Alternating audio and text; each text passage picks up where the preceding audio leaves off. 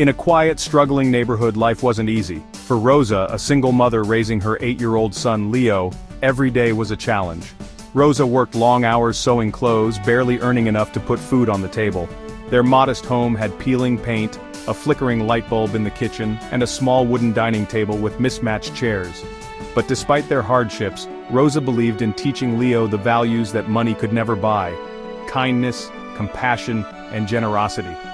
It was the week before Christmas, and the streets were filled with decorations and festive lights.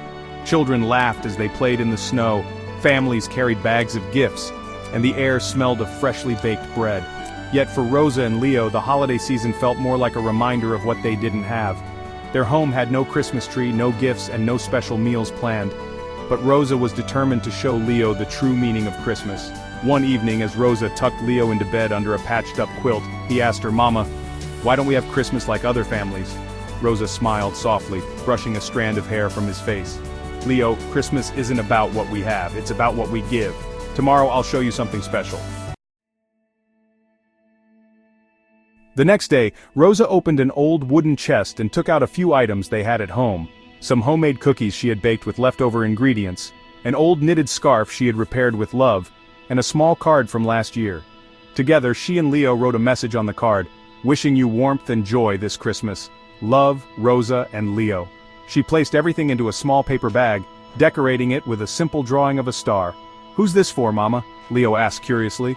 "For Mr. Ramirez," Rosa said, explaining the elderly man's loneliness since his wife had passed away. "Sometimes people just need to know they're not forgotten." That evening, Leo knocked on Mr. Ramirez's door, clutching the bag nervously. The door creaked open and Mr. Ramirez appeared, his face lined with years of sadness and solitude. When he saw the bag, his hands trembled as he took it. His eyes filled with tears, and his voice cracked as he whispered, "Thank you, I didn't think anyone remembered me." As Leo walked home with his mother, he couldn't stop smiling. "Mama, did you see how happy Mr. Ramirez was? It felt good." "That's the magic of giving, Leo," Rosa said. "Happiness multiplies when you share it." What happened next was nothing short of miraculous. The very next day, Mr. Ramirez, inspired by Rosa and Leo's kindness, baked a batch of his famous empanadas, something he hadn't done since his wife's passing. He carefully wrapped them and gave them to the young widow who lived next door. The widow, touched by the unexpected gift, sorted through her children's old toys and donated them to a family with younger kids. Word spread, and soon the entire neighborhood began participating in what they called the Bag of Hope tradition. Families who had little to give found creative ways to contribute. Some shared baked goods, others offered handmade crafts, warm blankets, or even handwritten notes filled with love and encouragement. Leo watched in awe as the small act of kindness grew into something that touched every corner of their neighborhood.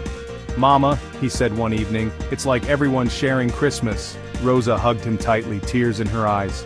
"Yes, Leo, that's the real spirit of Christmas. It brings people together in ways that no gift ever could." By Christmas Eve, the community had transformed. The once quiet streets were alive with laughter and joy.